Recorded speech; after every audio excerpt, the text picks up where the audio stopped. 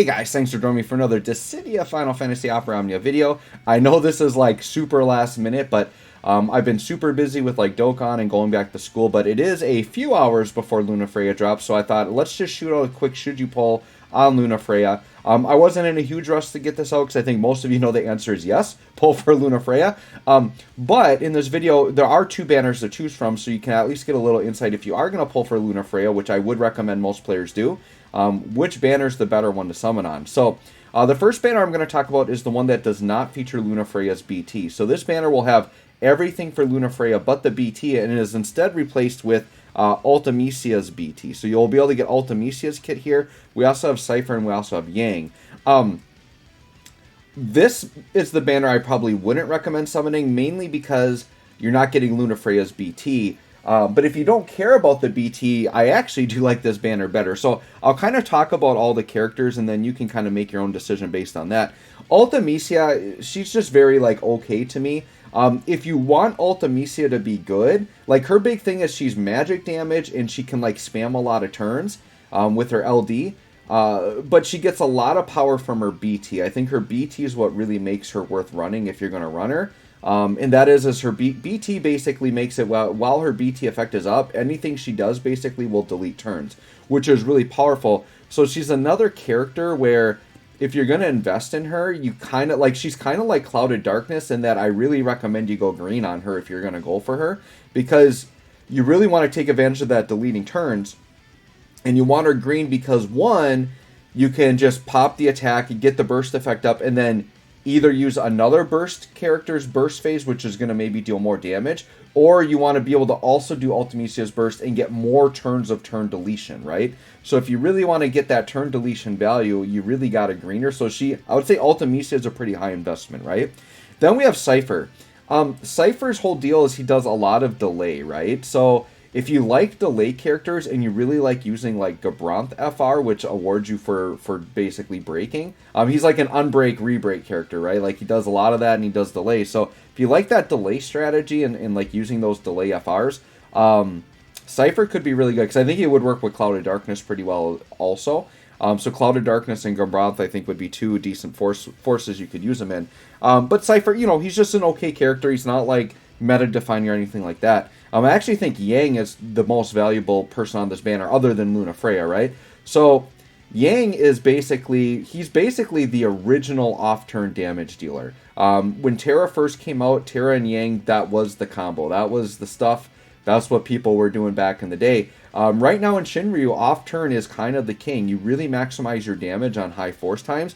Yang is a character that can help you with that. Now, if you've already got like Kain and Cissnei and Freya, like you probably don't need Yang. But if you want to have another option, or maybe you came into the game late, didn't understand that, and now you really want to be able to do that off-turn stuff, Yang is actually a very good pickup for that. So that's basically my evaluation of the banner. I actually think Yang might be the best pickup on this banner here. I already have him, so I'm good to go there, right? But Yang is also very low investment, right? He doesn't have an FR. He basically just needs his LD, so he's a very low investment character, as is Cypher. Cypher's also low investment, pretty decent character there. Now the other banner here, and once again, I'm using Quistis as my placeholder here. So I've got Quistis as my placeholder for Lunafreya. I did that in a different video as well. I think it was my BT token guide or something like that, because I can't put Lunafreya here because she doesn't exist yet. So it's got Lunafreya, Lion, and Bosch. Now Lunafreya obviously is like the MVP, like the main unit you want. So just based on the fact that this has Lunafreya's full kit, including the BT, I would recommend this banner to most players. Now, if you don't want the BT, or you have BT tokens and you absolutely don't need the BT, then you can kind of look at both banners and basically think about how the side banner characters are and which ones you want more, right? What I would say with Lion, she's kind of a niche character. Like, she's fun. Like, she does follow-ups. She specializes in like not being targeted and doing more stuff when she's not targeted. She's got like sneak attack type stuff, but she's a pretty good damage dealer that does, like I said, a lot of like extra bonus attacks. So she's pretty fun. Like I will admit, she's a character that's never highly rated, but when her LD came out, I used her a bit and I actually had a lot of fun with her. And her LD animation is actually really fun. I like her LD animation. So she's a fun character, but not a must-have. A character that if you invest in her and want to use her, like she's going to be fine, but she's not like a must pull, right? Then we have Bosch. If you're lacking tank characters, Bosch is very good. Bosch kind of specializes in AoE tanking. So like if you're fighting bosses that do a lot of all attacks, basically Bosch will just soak up all the HP damage for your party, and he obviously will reduce the damage to himself. So a boss could potentially be doing something that's like an AoE devastating attack. Bosch will absorb it all and take just like a little bit of damage, and then like a lot of tanks, he can kind of heal himself back up. So if you like tanks or you're in need of tanks, Bosch is a good pickup. The problem with Bosch's timing here is we've already got some really good tanks, and then Gladio's coming out soon. And Gladio is one of the best tanks in the game. Like, every time this dude gets a revamp, he is just, like, ridiculous. Not even that, it's Gladio and Gao. And Gladio and Gao alone is a really good combo. Like, I'm already thinking, like, Reno FR with Gladio and Gao, like, that's a team build right there. And that's going to be, I definitely want to try that team build when Gladio and Gao get their updates, because I think that would be a really fun team to try to run.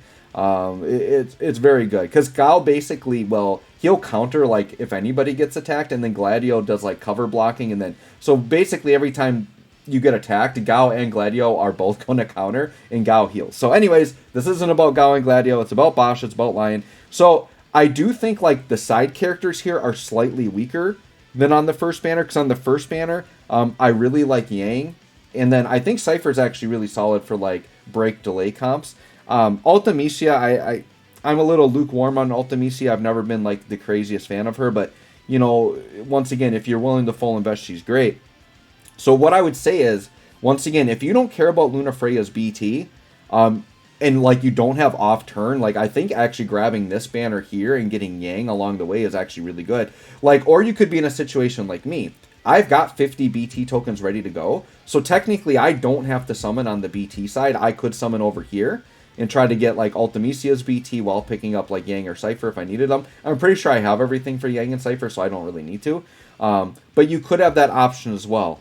This banner isn't bad by any means, and plus you're getting Lunafreya's whole kit, so I recommend everybody do it. I guess I could talk about Lunafreya. I didn't really talk about her very much, but Lunafreya is basically like the queen of support units. She's absolutely crazy with all the support that she provides the party.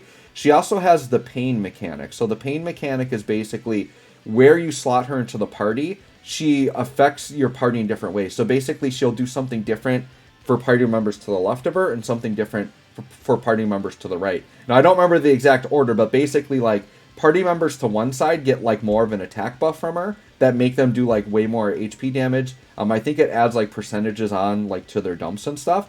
The other side does like a swiftness buff where basically they get free instant turns while that buff is in duration. And that's very abusable because it can help you with turn count. It can help you get a lot out of like really insane characters, right? So she just does a lot. And then she gives both buffs to herself. So then she'll have swiftness with free instant turns. And she will be able to like do really powerful HP dumps and things like that. So Lunafreya is just really, really good. The hype is not overstated. She's not overhyped. Like her hype is justified. We'll put it that way. I foresee her being similar to like Garnet, where like if you get her, you can put her on almost any team. She's gonna make your team always look really good, and she's gonna be like she's gonna make your runs easier, right?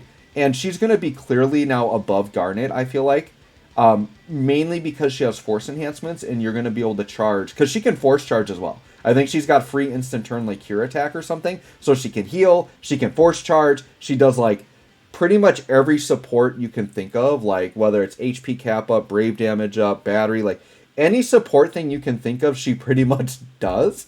And then she has the capability to give free instant turns, and the capability to give you powerful HP damage and things like that. So Lunafreya is very much worth investing into. Now, the one thing I will say with Lunafreya, Lunafreya's most important aspect is the LD, because that's what gives her like the swiftness and like the attack buff, like those two things you want to look at.